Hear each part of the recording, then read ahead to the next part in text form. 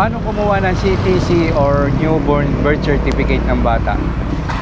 Ito, meron ako sample, meron ako simpleng video kung paano makukuha yung birth certificate ng bata.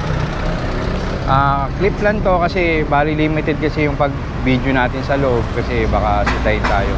Una yung gagawin, magpasok nyo ng munisipyo, punta agad kayo sa civil register, sa registral. Ano yun? Window 1 to 4.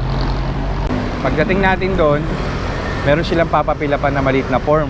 Yung maliit na form na yon, details ng bata, birthday, tapos pangalan mo. And then after nun, may babayaran kang 80 pesos, tapos 3 pesos naman, dun yata yung sa sa pag-xerox sila. And then after mo magbayad dun sa ng 80 pesos, pag nakuha mo na yung pinaka-resibo niya, babalik ka na dun sa birth certificate, yung kuha ng birth certificate. Tapos naka-CTC na yon. Yung CTC, yun yung gagamitin para dun sa mga requirements yun para dun sa I think pag-ibig. Basta kasi yun ang sabi sa akin ng CTC, yun yung mga ginagamit na requirements para dun siguro ma-claim yung mga para ma-claim yung mga benefits.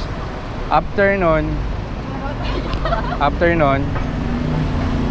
may papapila pa uli sa inyong logbook, yun na yung for leasing.